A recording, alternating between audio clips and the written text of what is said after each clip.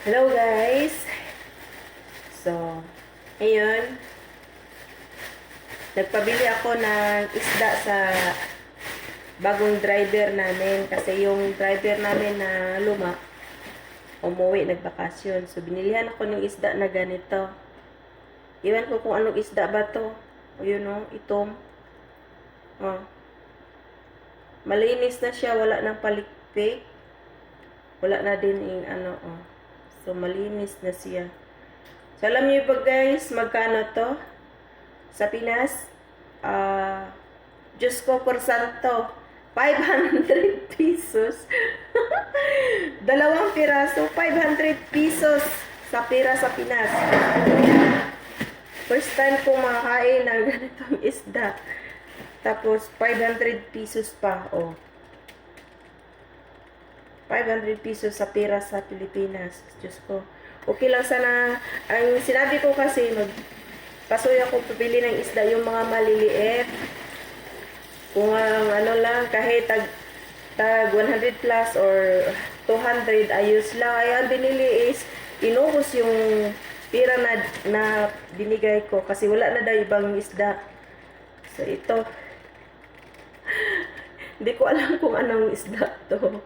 Worth of 500 pesos.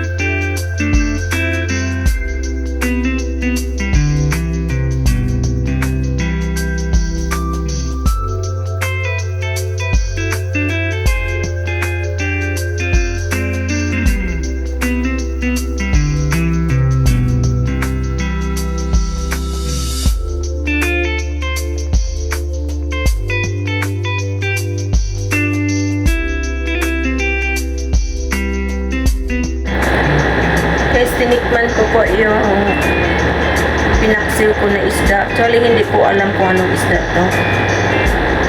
Hindi sana ako magbibideo kasi may nailasahan ako.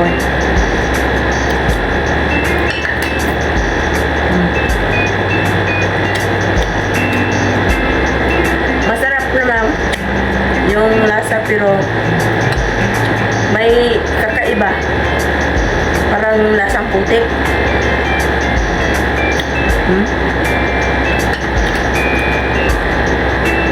Parang hindi siya isda sa dagat. Sorry talaga, hindi ko alam kung anong isda to.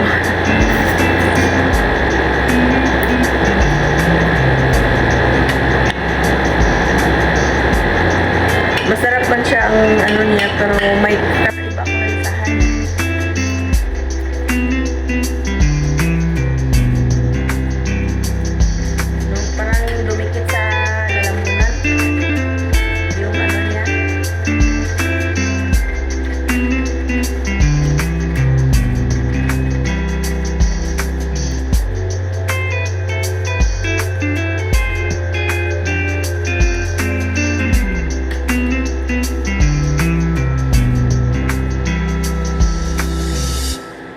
Pinaksiw ko lang lahat kasi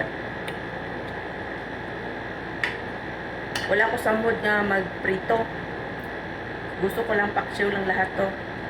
Kasi konti lang naman.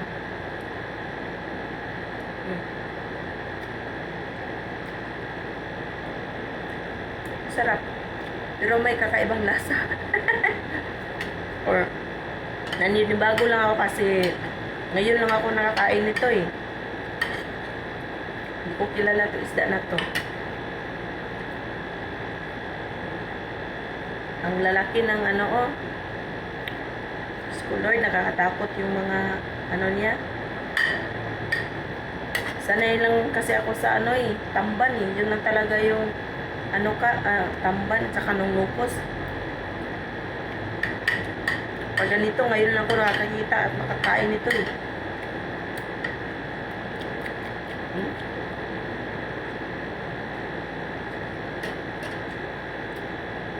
Kahit may ibang, ano siya, masarap naman. Kakaiba lang na ano ko sa lalamunan ko.